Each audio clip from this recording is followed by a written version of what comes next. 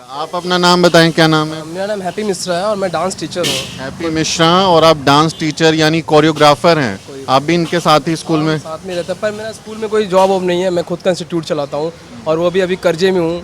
जिस हिसाब से महंगाई है उस हिसाब से तो कर्जे में है, क्योंकि रियल मायने में अगर देखा जाए तो लॉकडाउन के चलते बहुत लोग पीछे गए, लेकिन आर्टिस्ट के लिए कुछ नहीं किया गया। और ये सच्चाई है, किसी भी आर्टिस्ट के लिए कुछ भी नहीं किया गया है। जो आर्टिस्ट है शुरू से लेकर आज तक खुद से स्ट्रगल कर रहा है। और मोदी जी ने बोला कि हम क्योटो बनाएंगे, आप क्योटो बनाइए, अमेरिका बनाइए, सब बनाइए, कोई ज़रूरत नहीं है इसकी कि आप पहले इसको बनाइए। पहले हम जैसे आर्टिस्टों की तो वैल्यू करिए। अगर अभी कोई शो होता है, चुनावी मुद्दा को लेकर शो होता है, उसमें क्या होता है, आर्टिस्ट को बुलाया जाता है और आर्टिस्ट जाता है, परफॉर्म करता है स्टेज पे, तो सिर्फ हमें तालियों तक ही इज्जत मिलती है। पैसे की बात होती है तो कोई पूछता ही नहीं है, कोई कुछ करता ही नहीं है। पूछने भी नहीं आता कि भाई कुछ खाए हो कि नहीं, पिए हो कि नहीं। कोई ये भी नहीं बोलता कि आपने कुछ पिया है, पानी पिया नहीं। हम सुबह से लेकर मॉर्निंग टाइम नेताजी के आते से लेके जाते टाइम तक हम खड़े होकर वहाँ पे बस ये बोलते रहते कि अब हमारा शो है, हम ये करेंगे, और हम कर रहे हैं, पब्लिक देख रही है। और जैसे ही नेताजी आते हैं, पब्लिक हमें छोड़ के नेताजी के पास जाती है और वहाँ पे वैल्यू उनको देती है। हमें जब देना होता है तो हम पैसे के लिए बात करते हैं तो हमें कोई वैल्यू नहीं मिलती है।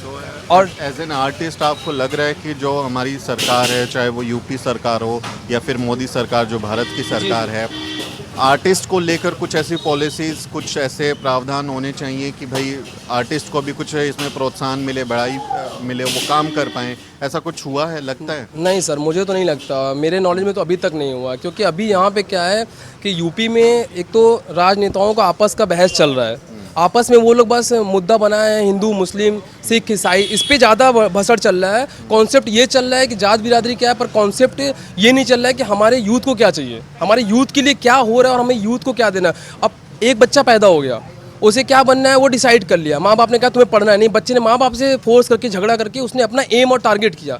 किसके भरोसे? खुद के भरोसे, कुछ सरकार से उम्मीद करके। पर हमें कोई सपोर्ट नहीं है, ना एक डांसर को, ना एक कोरियोग्राफर को, ना एक सिंगर को, ना एक एक्टर को। एक्टर भी, कोई भी एक ऐसा आर्टिस्ट है जो आप बता दीजिए कि इसको वैल्यू मिली है, नहीं मिली है मेरी नज़र में। अभी क्या सोशल मीडिया में जो बंदे अपने से मेहनत कर रहे हैं वो सब्सक्राइब कराने के लिए भी भीख मांगते हैं कि सर हमारा सब्सक्राइब कर दीजिए, हमारा ये चैनल कर दीजिए। क्यों मोदी जी को, योगी जी को ये नहीं दिख रहा है कि हम लोग आर्टिस्ट हैं, मर रहे हैं, हमें एक ज़रूरत, हम भी खाने के लिए मर रहे हैं पूरे लॉकडाउन में। वो जो कुछ आर्टिस्ट हैं, चाहे वो बाबिल सुप्रियो हो, बंगाल में गायक थे, अब वो फिर से टीएमसी में चले गए वापस, कंगना रनौत हो, नेशनल अवार्ड मिल जाता है, तो जो सरकार की एक तरीके से भाषा बोलते हैं, उनका समर्थन करते हैं, उनके लिए तो बहुत कुछ हो रहा है। कंगना को तो Z+ सिक्योरिटी मिली, तस्वीरें देखी होंगी। तो ये बात कि आर्टिस्ट के लिए कुछ नहीं कर रहे हैं, आर्टिस्ट के कर तो रहे हैं। हाँ सर, वो तो इसलिए कर रहे हैं क्योंकि वो सपोर्ट कर रहे हैं हमें ही। मोदी जी, योगी जी, कोई भी आके हमसे बोले, चाहे कोई भी राजनेता हो, हमें आके बोले कि लो भाई 10 लाख रुपया मेरा सपोर्ट को, मैं भी करूँगा, क्योंकि मुझे भी नीड है मनी की, मेरे पास भी पैसे नहीं है, हम भी गरीब हैं। हम कहाँ से खाते हैं, कैसे करते हैं, किसके घर की स्थिति क्या है, परिस्थिति क्या है। कोई हो सकता है 15 साल की उम्र से अपना घर चला रहा हो, क्या कभी कोई पूछने आया? रोडों, आप, मैं बता रहा हूँ, सिर्फ एक जगह को आप पर्टिकुलर सिर्फ रोड बना रहे हो, मकान बना रहे हो, मंदिर बना रहे हो, सब चीज़ें आपको दिख रही हैं। क्या उसी मंदिर के बगल में, उसी रोड के बगल में किसी गरीब का घर नहीं दिख रहा है आपको, कि कैसे वो खा रहा है, कैसे वो पी रहा है? एक बार वहाँ जाके बगल में पूछ ही लीजिए, झूठी मुँह पूछ लीजिए, भाई तुम्हें खाना मिला आज? नहीं। पूरे लॉकडाउन में काफ़ी ज़्यादा, मुझे जहाँ तक लगता है, आर्टिस्ट ने जितना स्ट्रगल किया होगा शायद ही किसी ने किया है। क्योंकि आर्टिस्ट के लिए तो कोई पैकेज का भी ऐलान नहीं हुआ। वो अनऑर्गेनाइज सेक्टर के लिए उन्होंने बोला 20 लाख करोड़ का बजट बनाए, किसको मिला नहीं मालूम। आर्टिस्ट के लिए भी कोई ऐसी राशि का ऐलान नहीं हुआ। कुछ नहीं है सर आर्टिस्ट के लिए। आप, मैं क्या बताऊँ, आप किसी भी आर्टिस्ट से पूछ लीजिए उनको क्या सपोर्ट मिला है, सरकार की तरफ से क्या सपोर्ट मिला, कुछ नहीं है। लेकिन ये मसले जो हैं, हैप्पी, आप तो यूथ हैं, इस देश का भविष्य हैं, इन मसलों पर चुनाव हो रहा है, लड़ाई लड़ी जा रही है चुनाव की, वो तो हिंदू मुसलमान और राम मंदिर, मस्जिद और पाकिस्तान, ये सब ज़्यादा हावी नहीं लग रहा है? एक्चुअली क्या है, बेनिफिट चाहिए ना, टीआरपी इन द सेंस, मिल किस पे रहा है टीआरपी? हिंदू मुस्लिम सिख के साइड पे तो टीआरपी लाखों करोड़ों की पड़ी है। आज एक मुस्लिम किसी हिंदू से बहस कर दे, कोई मुस्लिम हिंदू से बहस कर दे, तो यहाँ टीआरपी यूँ मिल जाएगी 1 सेकंड में। पर एक नॉर्मल इंसान किसी चीज़ के हक के लिए लड़े तो उसे सपोर्ट भी नहीं करते। अभी आप ही देख लो, किसी मुस्लिम किसी हिंदू को अगर आपस में लड़ाना हो, 1 सेकंड का काम है, सिर्फ 1 सेकंड का काम है हिंदू मुस्लिम को लड़ाना। वो हिंदू मुस्लिम भी जानते हैं, वो ये जानते हैं कि हम लड़ सकते हैं, लेकिन फिर भी इसका फ़ायदा राजनेता उठा रहे हैं, ये जानने के बाद भी हम लोग आपस में लड़ रहे हैं। लेकिन नॉर्मल आदमी अगर मर जाए यहाँ पे, तो 100 लोग खड़े को वीडियो बनाएंगे, वहाँ पे वो कोई हेल्प नहीं कर सकता। तो आप तो देख ही रहे हैं सर। फिर मोदी जी के नाम पे, योगी जी के नाम पे जब 2022 में बटन दबाएंगे, याद आएगा किसको वोट करेंगे? सर आई होप कि मैं क्या बोलूँ इसके लिए, क्योंकि मैं बता नहीं सकता हूँ। और आई थिंक मेरा ये मानना है कि मैं सबसे रिक्वेस्ट कर रहा हूँ, जितने भी आर्टिस्ट है कोई वोट ही ना दे, मैं यही चाहता हूँ। वो तो कोई सॉल्यूशन नहीं हुआ, वोट तो देना पड़ेगा। सोल्यूशन इसलिए नहीं क्योंकि देखिए सर, अक्सर अगर हम लोग सोल्यूशन नहीं सोचेंगे, करने से भी कोई मतलब नहीं मिल रहा है, करके भी नहीं मिल रहा है। अब हम जाके भी उतना दूर से कोई बेनिफिट नहीं है हमारे पास, इसलिए घर पे बैठे हो। नहीं, घर पे बैठना तो सॉल्यूशन नहीं है। मान लिया आपने एक वोट दिया, अब लोकतंत्र में ईवीएम अगर है वो उसमें टेम्पर नहीं होती है, हैकिंग नहीं होती है, तो हम मानते हैं कि सही हुआ चुनाव। आपके एक वोट से तो हार जीत तय होती है ना, तो वोट तो कम से कम देना चाहिए। ऑफ कोर्स सर, बट हम ये मानते हैं कि सर कि अगर इस बार अगर हमने वोट दिया तो हमें जिससे फ़ायदा होगा, हमें आर्टिस्ट के लिए जो देख रहा है कि जो राजनेता हमारे लिए कुछ करने के लिए सोच रहा है, कुछ बोल रहा है, जिससे हमें लगेगा तो हम ऑफकोर्स उनको करेंगे। कौन, नाम बताइए।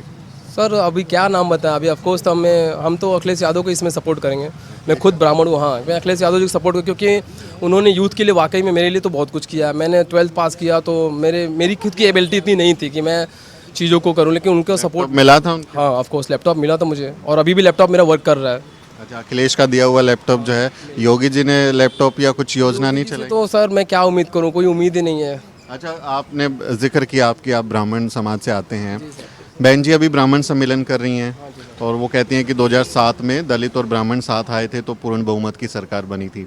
घर परिवार में बात होती है बहन जी के ब्राह्मण सम्मेलन पर, आप लोगों की क्या राय बनती है? घर परिवार में क्या कुछ जिक्र होता है? नहीं सर, एक्चुअली क्या घर परिवार में तो मतलब थोड़ा सा पॉलिटिक्स से तो वो लोग दूर ही रहते हैं, उनको इतना नॉलेज भी नहीं है। मम्मी हाउस वाइफ है, पापा वर्कर है, तो ज़्यादातर मुझे ही सपोर्ट करना पड़ता है। हम जिससे बोलेंगे वो लोग वही करते हैं, चाहे मेरी सिस्टर हो, मदर्स हो या फादर्स हो। तो आपको फ़र्क नहीं पड़ता ब्राह्मण सम्मेलन होने से?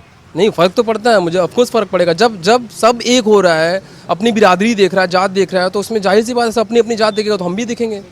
तो उसमें बिरादरी जात का क्या मतलब? अगर हमारा सम्मेलन हो रहा है तो सम्मेलन सपोर्ट करेंगे, क्योंकि मैं अगर एक राजनेता को सपोर्ट कर रहा हूँ जो सिर्फ एक जात को फोकस कर रहा है, तो मुझे कोई फ़ायदा नहीं। ऐसा राजनेता हमें चाहिए ही नहीं कि सिर्फ जात बिरादरी को फोकस करे। क्या तो ऐसा करो, सब इंसान को एक तरीके से देखो और फोकस करो कि यूथ को ज़रूरत क्या है, यूथ को क्या चाहिए। एक बार यूथ से बात करिए। मैं ये कह रहा हूँ कि अगर आप लोग ऑनलाइन आके क्या यूथ से बात नहीं कर सकते हैं, बातें नहीं कर सकते, कलाकार से बात नहीं करे, एक आर्टिस्ट से बात नहीं करते हैं? एक तो ज़रूरत तो पूछ लो एक बार आप लोग यार। सर हम लोग बहुत उम्मीद से वोट दिए हैं आपको सर, बहुत उम्मीद से दिए हैं कि कुछ तो सर एक बार पूछ लीजिए।